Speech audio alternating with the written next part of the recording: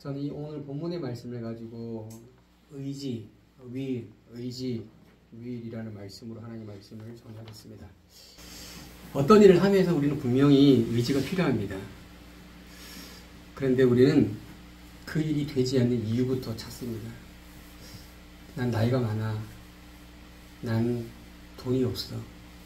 난 재능이 없어. 나는 환경이 안 돼. 이런 이유를 가지고 자기를 정당화시키고 그 의지가 작동하지 못하도록 막았습니다. 여러분, 이 그림을 보면 어떤 생각이 드십니까? 나이 많은 어르신이 강한 의지가 느껴지지 않나요? 우리는 우리 삶 속에서 어떤 의지를 가지고 살아가고 있나요? 오늘 우리가 읽었던 사도행전 20장 18절부터 35절은 바울이 밀레도에서 에베소 장로들을 청하여 설교를 하는 장면입니다. 이 설교 내용에는 바울의 사역에 대한 의지가 내포되어 있습니다. 그 의지에 대한 이야기를 함께 해보려고 합니다. 오늘 18절 말씀을 함께 읽어볼까요? 시작. 오매 그들에게 말하되 아시아에 들어온 첫날부터 지금까지 내가 항상 여러분 가운데서 어떻게 행하였는지를 여러분도 아는 바니. 여기서 핵심 키워드가 뭐냐면 이겁니다. 내가 항상 어떻게 행하였는지를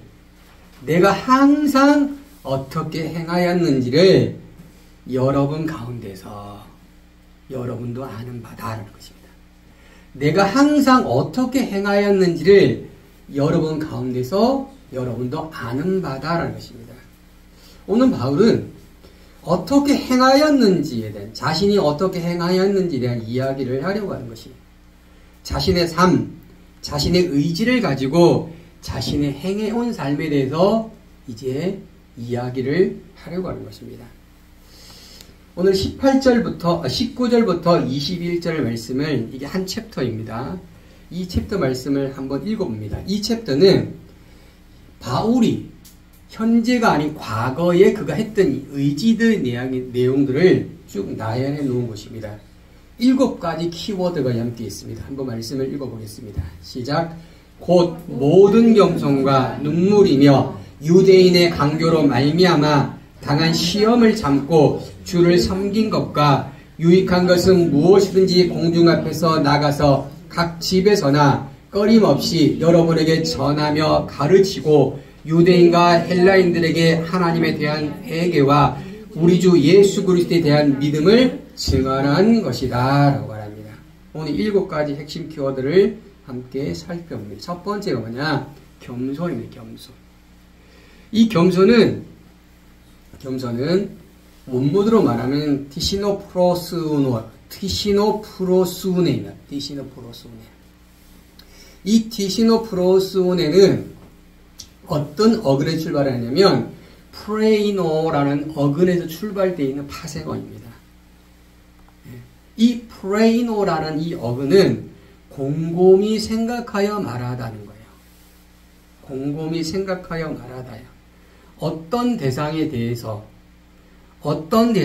생각하는 도구를 사용하는 것입니다. 겸손은 즉 자신을 적절히 평가하거나 가늠하는 것을 말하는 것입니다. 자신과 상대방에 대해서 생각의 도구를 사용해서 자신을 평가하고 자신을 가늠하는 것입니다. 자신과 상대에 대해서 헤아려 보는 것을 말하는 것입니다. 조금 더 설명을 제가 더 드리면 겸자가 뭐냐면 송겸의 겸자예요. 이 겸자입니다. 송겸의 겸자입니다. 이 겸자를 보면 어떤 겸자냐면 말씀원자에다 겸할 겸자예요. 이 겸손할 겸자는 앞에가 말씀원자가 있고 그 뒤가 겸할 겸자가 같이 붙어 있는 거예요. 이 겸할 겸자가 오늘 그림에서 보시면 손에 벼이삭을 들고 있는 것입니다. 손에 벼이삭을 들고 있는 게 겸할 겸자입니다. 이거는 아우르다 겸하다는 뜻을 가지고 있는 거예요. 곧 어떤 뜻이냐? 인격과 소양을 두루 갖춘 사람들의 갖춘 사람들의 모습을 바로 이 겸할겸자라는 것입니다. 이 겸할겸자에다가 앞에 말씀원자가 붙었다는 뭐냐면 말하는 것을 말하는 것을 인격과 소양으로 두루 갖추어 자기를 낮추면서 말하는 것, 이것이 겸손할 겸자입니다. 그리고 두 번째, 이 손자가 어떤 손자냐? 겸손할 손자입니다. 이 손자가 앞에 있는 단어가 뭐냐면 이 손자는 쉬엄쉬엄 갈 착과 손자 손이 결합된 글자예요. 자, 이 글자를 조금 설명하면 할아버지와 손자가 손자 걸어가고 있는 거예요. 할아버지의 보폭과 손자의 보폭은 틀립니다. 그런데 할아버지와 손자는 같이 천천히 걸을 가락하고 있습니다. 이 손자가 무슨 손자냐면 바로 할아버지가 이 손자의 보폭에 맞춰서 걸음을 천천히 걸어간다는 것입니다. 여러분, 우리가 상대편과 말을 하고 상대편과 생각을 교류할 때 그 사람의 능력을 손잡고 할아버지가 손자의 손을 걸어가듯 그렇게 천천히 발을 맞춰 걸어가는 것이 바로 겸손할 손자라는 것입니다. 여러분, 고린도서 15장 9절 가면 바울은 이렇게 자기를 표현하고 있습니다. 같이 말씀 읽어보세요. 시작. 나는 사도 중에 가장 작은 자라. 나는 하나님의 교회를 박해하였으므로 사도라 칭함을 감당치 못한다 라고 자신을 표현하고 있습니다. 나는 사도 중에 가장 작은 자라고 스스로 고백하고 있습니다. 그리고 나는 교회를 핍박했고 그렇기 때문에 사도라 칭함을 받지 못하는 자다라고 그 감당할 수 없다라고 그 스스로 말하고 있는 것입니다. 여러분, 바울이 허물이 있습니다. 근데 바울만 허물이 있습니까? 아닙니다. 베드로는 더 큰 허물이 있습니다. 그런데 바울은 뭐라고 합니까? 나는 이 허물 때문에 나에게 사도라 말하지 마라. 내가 감당할 수 없다라고 말합니다. 바울이, 여러분, 예수님의 사역에서 바울이 엄청난 큰 역할입니다. 근데 그 바울이 자신을 내세울 수 있고 자신을 드러낼 수 있음에 불구하고 자신은 작은 자이고 자신은 사도로 부름받기를 감당할 수 없는 자라고 스스로 고백을 하고 있는 것입니다. 누가복음 14장 가면 어떤 일이 벌어지냐면 호린잔치가 벌어지는 거예요. 그래서 많은 이들이 초청을 받아옵니다. 근데 예수님 말씀하십니다. 너희가 초청을 받으면 너희가 앉을 때에 상자에 앉지 말고 말석에 앉아라고 말합니다. 왜냐? 너보다 큰 높은 이가 올 때 너는 상자를 네가 물려줘야 된다고 말합니다. 이것이 무엇을 말합니까? 초청을 받을 때 너희가 앉을 자리는 상자가 아닌 말자라는 것입니다. 이 겸손한 행동을 너희의 삶에서 나타나라는 것입니다. 그래서 저는 늘 이것을 마음에 새깁니다. 어디 갈 때마다 상자에 앉지 않고 말자에 앉고 끄트리에 앉으려고 합니다. 작은 이것을 몸에 배면 겸손이 내 삶에서 나타난다는 것입니다. 그리고 예수님 말씀하십니다. 자기를 높인 자는 낮아지고 자기를 낮추는 자는 높아진다 말씀하셨어요. 늘 자기를 낮추는 겸손한 자의 삶을 살기를 축복합니다. 사도 바울의 두 번째가 뭐냐면 이겁니다. 사도 바울의 두 번째는 바로 눈물이었습니다. 눈물. 여러분, 눈물에도 많은 눈물들이 있습니다. 예.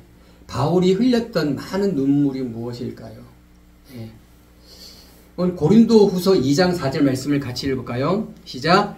내가 마음에 큰 눌림과 걱정이 있어 많은 눈물로 너에게 써노니 이는 너희로 근심하려 하는 것이 아니요 오직 내가 너희를 향하여 넘치는 사랑이 있음을 너희로 알게 하려 함이다 라고 성경은 말하고 있습니다. 내가 너희에게 눈물을 흘리고 있어. 근데 그 눈물은 어떤 눈물이지 아니? 내가 넘치는 사랑 때문에 흘리는 거야. 너희가 어긋나 있는 모습을 보니까 내가 눈물을 흘리지 아니할 수 없어.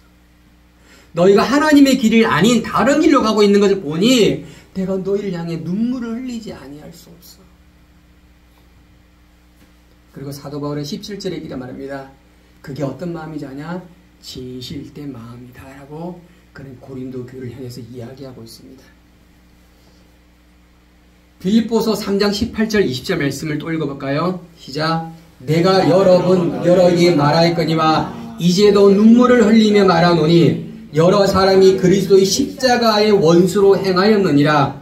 그들의 마침은 멸망이요 그들의 신은 배요 그 영광은 그들의 부끄러움에 있고 땅의 일을 생각하는 자라. 그러나 우리의 시민권은 하늘에 있는지라 라고 합니다. 바울은 눈물을 흘렸습니다. 왜요?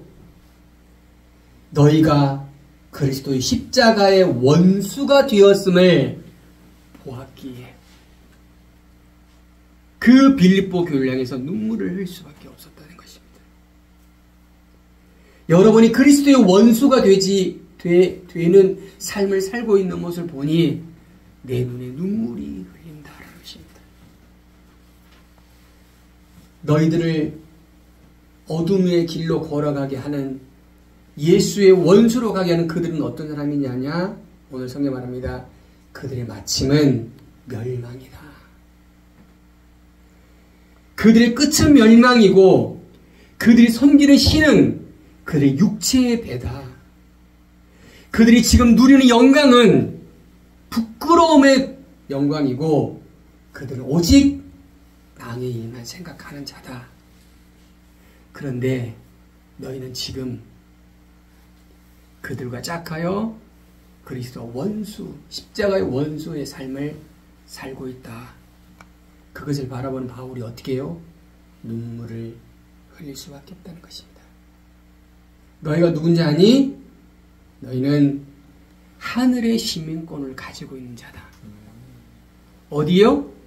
하늘의 시민권을 가지고 있는 자다. 그 시민권을 버려버리고 그리스도와 원수가 되고자 하는 너희 삶을 바라보니 내가 눈물을 흘리지 아니할 수 없다.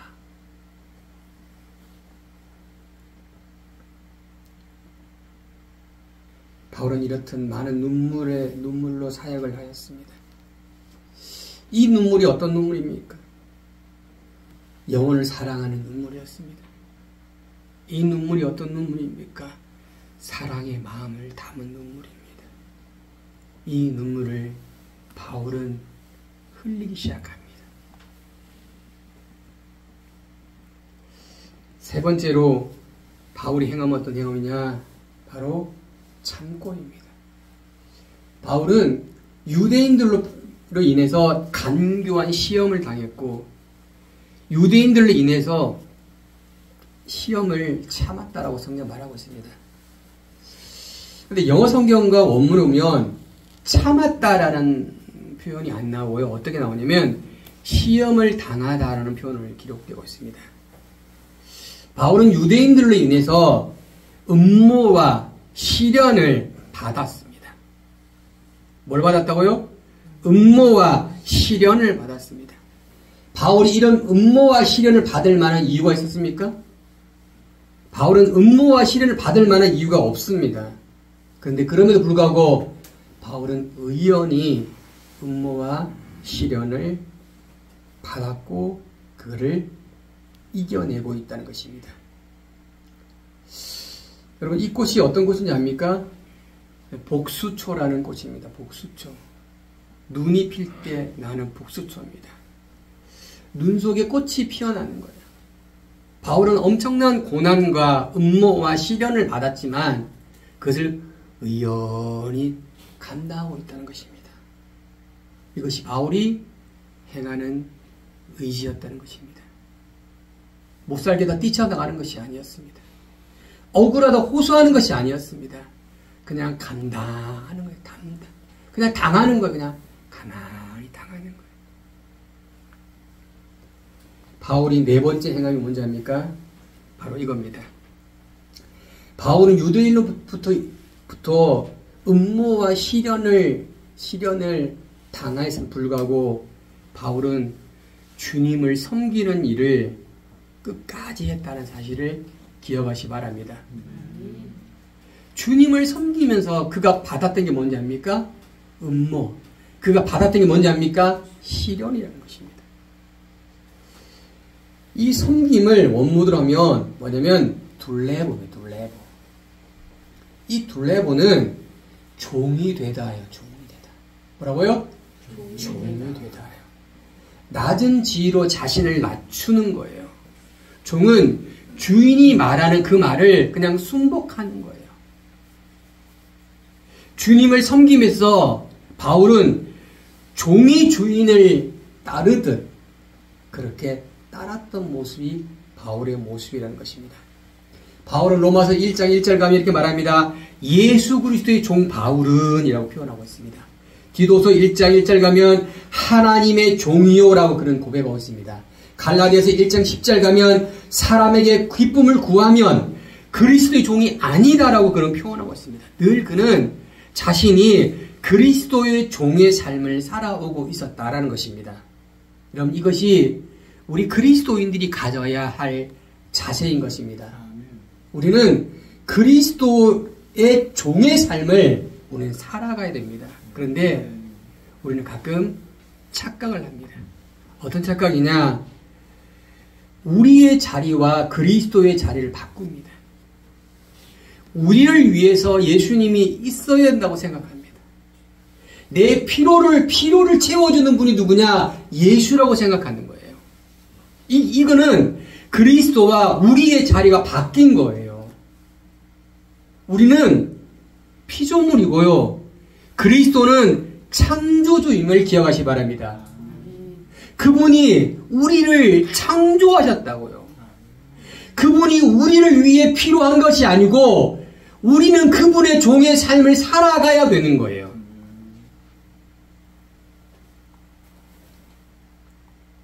바울은 늘 이 종의 모습을 가지고 주님을 섬겼다입니다. 섬겼다. 종의 모습을 섬기기 위해서 뭘 가동했습니까? 자신의 의지를 가동한 것입니다. 이 바울의 모습을 닮아가는 저와 여러분들 축복합니다. 아멘. 축복합니다. 아멘.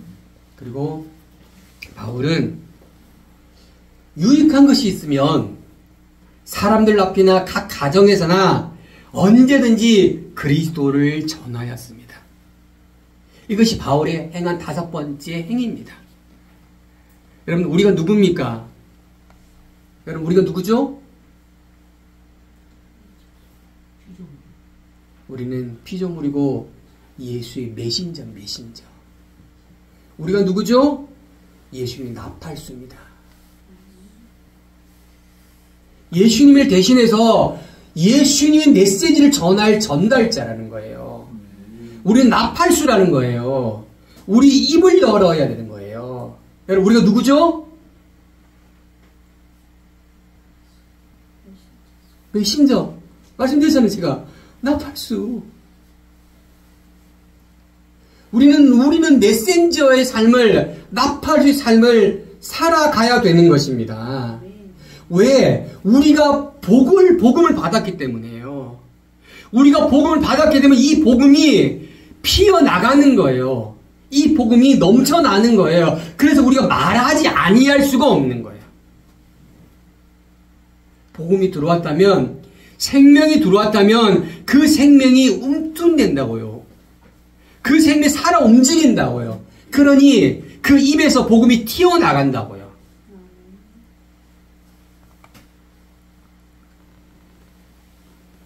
디모데 4장 2절에 가면 이렇게 말합니다. 너는 말씀을 전파하라. 때를 얻든지 못 얻든지 항상 힘쓰라. 할렐루야. 너는 말씀을 전파하라. 때를 얻든지 못 얻든지 항상 힘쓰라. 이게 바울의 행하는 삶이에요. 어디서든지 누구 앞에든지 복음을 전하는 저 여러분이 축복합니다. 바울이 이렇게 살았다는 거예요. 모함을 당해도 유대인 앞에서도 헬라인 앞에서도 각 집에서도 각 도시에서도 그가 가는 곳마다 예수 그리스도를 전하였다는 것입니다. 전하였다. 네. 이것이 바울의 모습이었다는 것입니다. 쭈뼛쭈뼛 하지 않았어요. 여기는 전할 수 없어 라고 자신의 의지를 가동한 것이 아니에요. 자신은 어디서든지 복음을 전하여 된다는 자신의 강한 의지를 가동해서 유대인 앞에서도 전했다는 거예요. 자신을 모험한 자 앞에서도, 시련 앞에서도, 고통 앞에서도, 감옥소에서도 그가 어디서든지 주의 복음을 전하였다는 것입니다. 이런 의지가 가동되시길 축복합니다.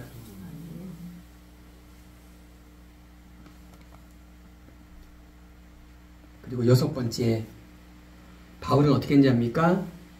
예수 그리스도를 가르쳤다는 거예요. 가르쳤다. 그 가르친 게 뭡니까? 예수 그리스도입니다. 회개를 가르쳤습니다. 믿음을 가르쳤습니다. 예수를 가르쳤습니다. 여러분, 예수를 어떻게 가르칠 수 있나요? 어떻게 하면 가르칠 수 있죠? 배워야 되겠죠. 예수를 알아야지. 예수가 누구인지 알아야지 예수를 가르칠 수가 있어. 여러분, 예수를 어떻게 알 수 있습니까? 어떻게 하면 예수를 알 수 있죠? 말씀을 읽어야 되겠죠. 말씀을 들어야 되겠죠. 말씀을 숙고해야 됩니다. 할렐루야.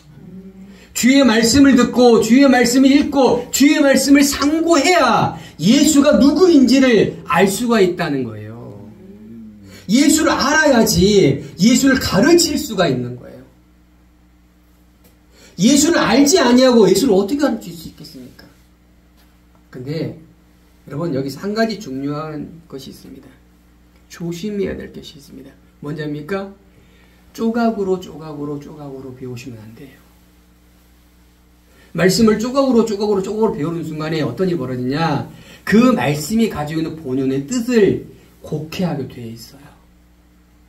그래서 항상 말씀을 읽고 듣고 하실 때는 통전적인 눈으로 보셔야 됩니다. 그게 뭐냐? 전체적인 장을 보시고 권을 보시고 구약을 보시고 이렇게 넓게 보셔야 돼요. 한 구절만 가지고 말씀을 끼워 맞추는 순간에 어떤 일이 벌어지는지 압니까? 내가 맞는 말씀을 핀셋을 꼽듯이 꼽아가는 거예요. 조각조각 말씀 배우면 여러분, 여호와 증인들하고 뭐 얘기를 해보세요. 그들은 벌써 조각조각 다 줄을 쳐놨어요. 그것만 가지고 이야기합니다. 근데 그 본문이 말하고 있는 진짜 원리, 그리고 또 한 가지는 제가 늘 성경을 배울 때 한글 성경도 보고 우리말 성경 보고 영어 성경 보고 원어 성경 보고 자꾸 보는 이유가 뭐냐입니까? 혹시나 이 성경에 오류나 이런 것들이 생기지 아니하도록 이것이 점검을, 크로스 점검을 하는 겁니다. 예수를 온전히 알아야지 예수를 온전히 가르칠 수 있습니다. 그래서 어떻게 하느냐, 이 조각조각으로를 잘못 배우시면 양날의 칼과 같은 그런 일들이 벌어지는 것입니다. 차라리 안이 배우는 것만 못하는 일이 벌어지는 거예요. 여러분 아시죠? 수영을 배울 때도 어떻게 전문가인데 자세를 가지고 배워야 돼요. 저는 수영을 하지 못하지만 예전에는 깨울가에 수영하잖아요. 그럼 뭐 깨우리 시험 하잖아요. 다 깨우리 시험. 근데 그게 안 바뀌어요. 아무리 해도 안 바뀌어요.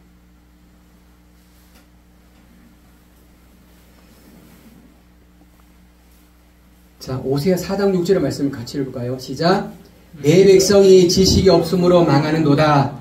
내가 지식을 버렸으니 나도 너를 버려 내 제사장이 되지 못하게 할 것이요. 내가 내 하나님의 율법을 잊었으니 나도 내 자녀를 잊어버리리라 말입니다. 하나님은 백성들이 지식이 없어 망한다고 말합니다. 왜냐? 그들이 지식을 버렸기 때문에. 그들이 지식을 버렸기 때문에 그들은 망한다라고 말합니다. 그들은 하나님의 지식을 습득하지 않았어요. 그들은 하나님의 지식을 받아들이지 않았습니다. 그래서 하나님 말씀하십니다. 너희가 하나님의 지식을 버렸지. 그래서 내가 너희를 버릴 거야. 너희가 버린 그 율법을 잊어버린 것처럼 나도 내가 제사장이 되게 하겠다는 것을 잊어버릴 거야. 되지 못하게 할 거야 라고 말씀하십니다. 너희 지식을 버렸지 내가 너희 자녀를 잊어버릴 거야 라고 말씀하십니다. 하나님의 말씀이 우리로부터 우리의 후손으로 이어가는 이 자녀들을 잊어버리겠다는 것입니다. 여러분 창세기 19장 6절 가면 이렇게 말씀하십니다. 모세가 하나님으로 받았던 소명입니다. 뭐라 말씀하시냐면 내가 이스라엘을 제사장의 나라가 되게 하고 거룩한 백성이 되게 하겠다라는 그 언약의 말씀이에요. 근데 하나님께서 호세아 6장 4절에 그걸 거둬들이겠다는 거예요. 너희가 하나님을 알지 못하고 하나님의 아는 지식을 잊어버리면 너희가 거룩한 제사장이 되게 하는 걸 내가 잊어버리겠다는 것입니다.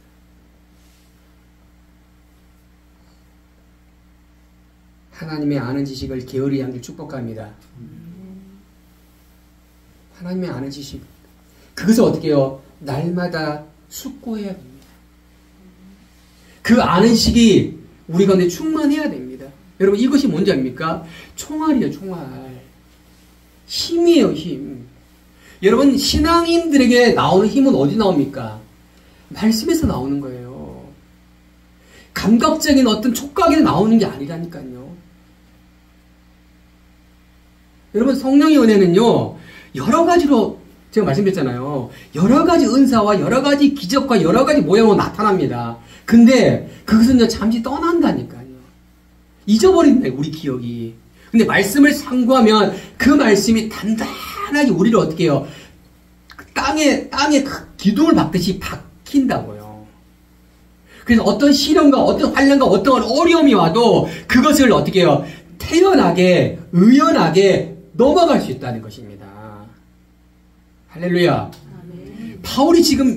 여러분 바울의 모습을 보면 제가 좀 더 말씀을 더 얘기할게요.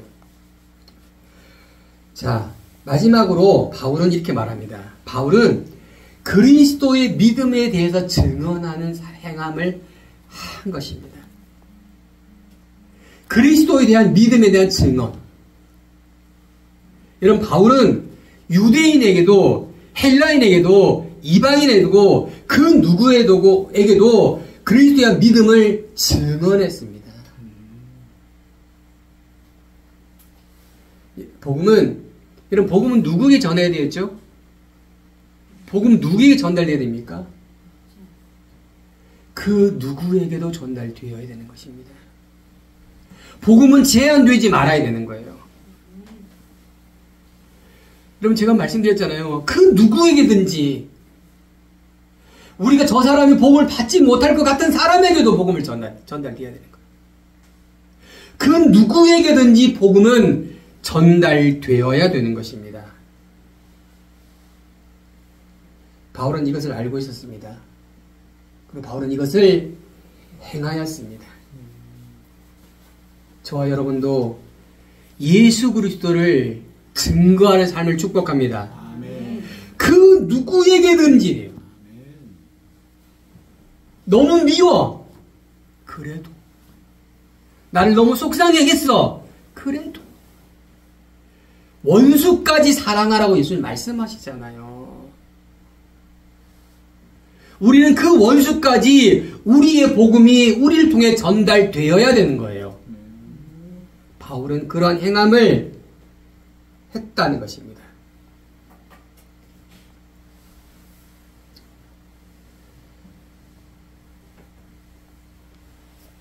사도행전 20장 22절부터 25절까지는 바울의 현재의 의지를 가동합니다. 제가 서두 7가지 키워드 말씀드린 것은 바울의 과거의 의지였어요. 그 과거에 그렇게 했던 것입니다. 이제 22절부터 25절까지는 바울의 현재의 각오를 바울은 말하고 있는 것입니다. 자, 말씀 읽어볼까요? 시작. 보라, 이제 나는 성령에 매여 예루살렘으로 가는데 거기서 무슨 일을 당할지 알지 못하노라. 오직 성령이 각 성에 내게 증언하여 결박과 환난이 나를 기다린다 하시나 내가 달려갈 길과 주 예수께 받은 사명 곧 하나님의 은혜의 복음을 증언한 일을 마치려 하면은 나의 생명조차도 조금도 귀한 것으로 여기지 아니하노라. 보라, 내가 여러분 중에 왕래하여 하나님의 나라를 전파하였으니 이제는 여러분이 다 내 얼굴을 다시 보지 못할 줄 아노라 합니다. 오늘 20절 가면 22절 가면 이렇게 말합니다. 보라, 이제 나는 성령에 매였다 하면 성령. 뭐라고요? 성령에 매였다는 거예요. 매였다. 이 매였다가 대오면 대오. 대오가 뭐냐? 이 코끼리처럼 밧줄에 매여 있는 거예요. 성령에 매여 있는 거예요. 묶여 있는 거예요. 그러면 성령으로부터 벗어날 수가 없는 거예요. 고통스러울까요? 답답할까요? 성령에 매여 있으면 고통스럽고 답답합니까?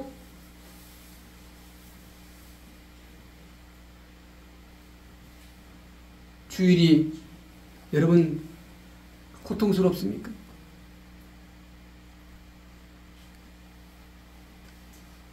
여기 매어는 수동태입니다. 성령님을 통해서 매어지게 되는 거예요. 매어지게 되는 거예요. 예수를 믿는 사람이라면 성령에 매인 사람이 되는 거예요. 매인입니다. 바울은 그 묶여진 상태를 현재 어떻게 합니까? 받아들이는 거예요. 그 묶여진 상태를 그냥 감사하는 거예요.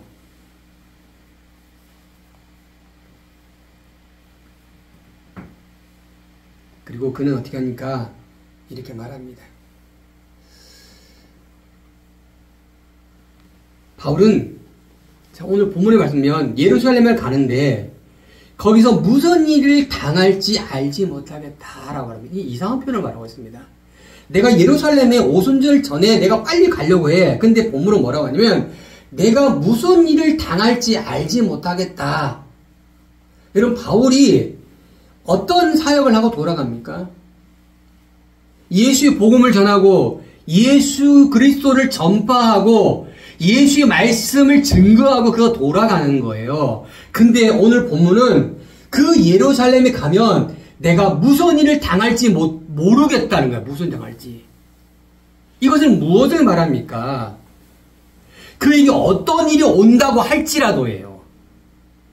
그 예루살렘 교회에서 어떤 대우를 받고 어떤 손가락질을 받고 어떤 모함을 또한 받는다 할지라도예요. 왜 그가 그렇게 말하느냐? 오늘 성경이 말한 것처럼 나는 성령에 매여 있다는 거예요. 할렐루야. 나는 성령에 매여 있기 때문에 나에게 어떤 일이 일어난다 할지라도예요. 어떤 일이 벌어진다 할지라도 나는 의연하다는 거예요. 그들이 무슨 말을 하고 무슨 곡해를 해도 나는 아무 관심이 없다는 거예요. 아무 관계가 없다는 거예요. 왜? 나는 성령에 매였다는 거예요. 할렐루야. 예, 이겁니다.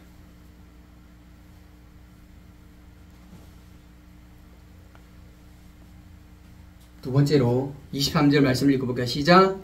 오직 성령이 각 성에서 내게 증언하여 결박과 환난이 나를 기다린다 하시나. 여러분 성령님이 지금 뭐라고 말씀하십니까? 바울에게 말합니다. 각 성에 가면 환난이 너를 기다려. 각 성에 가면 결박이 너를 기다려. 여러분 사역을 하면서 어떤 사람이 내가 품고 있는 이 사역이 잘 되기를 소망하지. 이 사역이 융성되기를 소망하지. 이 사역 앞에 결박이 있고 이 사역 앞에 환난이 있다라고 소리를 들으면 가고 싶을까요? 아니, 장사하는데 망한다는 소리를 들으면 그 장사를 열 수 있습니까? 장사하는데 쪽박 찬다고 하면은 여러분 장사 열 수 있습니까? 내가 가는 그 길 앞에 웅동이니까 분명히 환난을 당한다면 그 길을 갈 수 있습니까?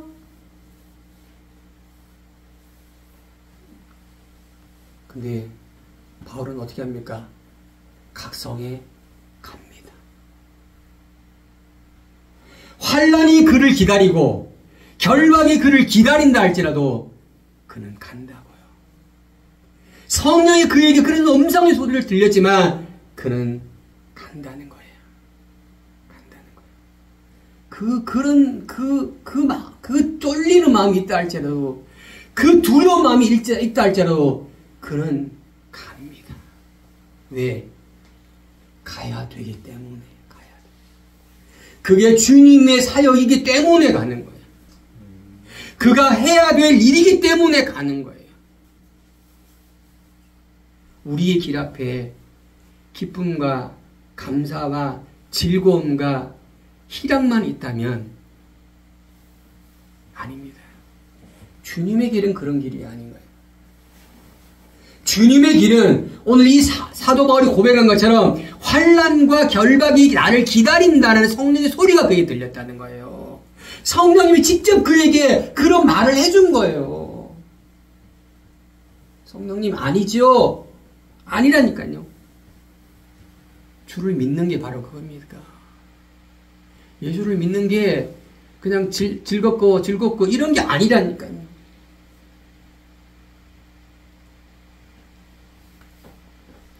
그런 마음들을 극복하고 이겨냈다는 것입니다. 이겨내겠다고 결심하는 거예요. 누가? 바울이. 여러분 혹시 우리 앞에 이런 말이 우리에게 성령이 들리면 우리가 어떻게 할까요?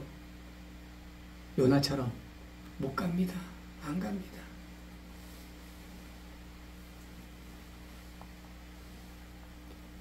의원이 그 길을 걸어가시를 축복합니다. 아멘.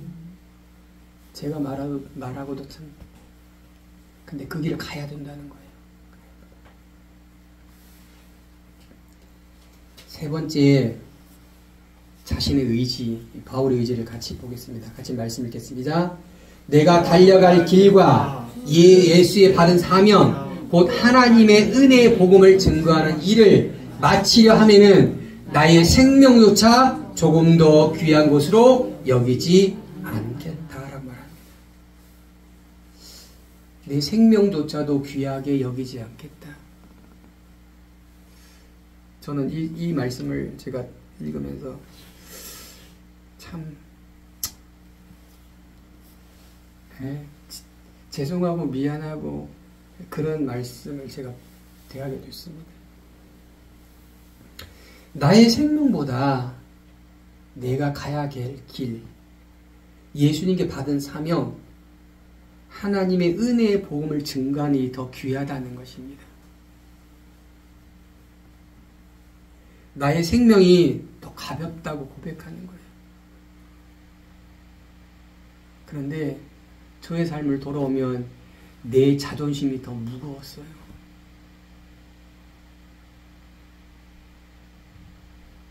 나의 생명이 더 귀했어요. 우리의 달려갈 길, 주님께 받은 사명, 증거하는 그 일이 그 무엇보다 중요했고 더 무거워야 됨에도 불구하고 그렇지 않았다는 것입니다.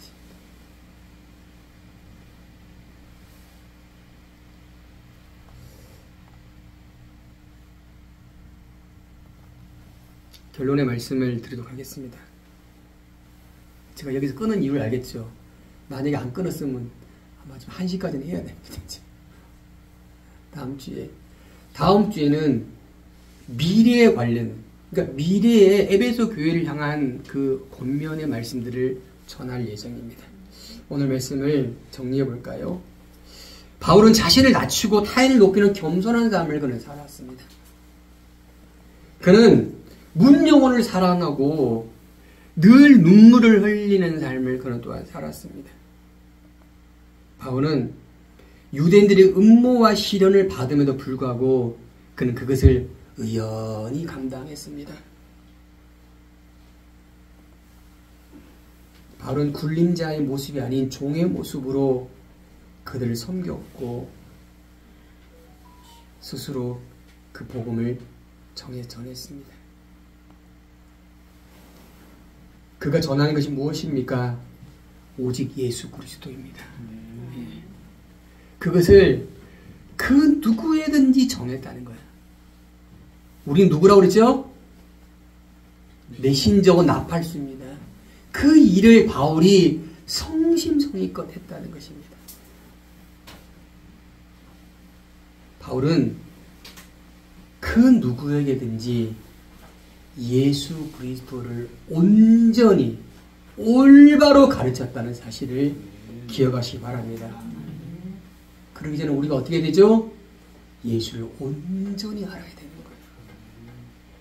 예수가 누구인지를 온전히 알아야 돼요.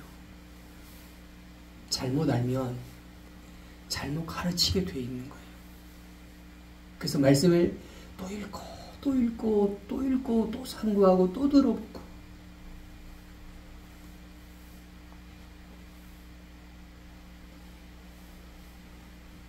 여러분 우리는 어떻게 살아야 할까요? 바울은 어떻게 살았죠? 바울은 이렇게 살았어요. 겸손하고 문용을 사랑하고 시련과 어려움이 와도 감내하며 타인을 존중하고 예수님을 전하는, 예수님을 가르치는, 예수님을 증거하는 삶을 그는 그렇게 살았다는 것입니다. 이렇게 사시기를 축복합니다. 이렇게 살아가려고 우리는 어떻게 해요? 노력해야겠죠. 노력해야겠죠. 바울은 현재의 삶을 뭐라고 합니까? 나는 성령에 매였다. 나는 성령에 매여서 예수님을 믿으면서 예수님의 통제에 의해서 내 삶을 살아갈 거다라고 그는 의지를 가동합니다. 그에게 어떤 결박의 소식을 들려도 환난의 소식을 들려도 바울은 주의 길을 가는 것을 선택했습니다.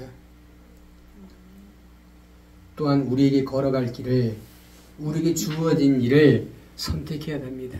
우리 앞에 결박이 있고 우리 앞에 환난이 기다린다라도 여러분 쫄지 않고 당당히 걸어가시를 축복합니다. 아멘. 그리고 바울은 자신이 가야 할 길, 자신이 맡은 사명, 증거하는 그 일이 생명보다 귀하다라고 선언하고 선포하고 그렇게 살아갑니다.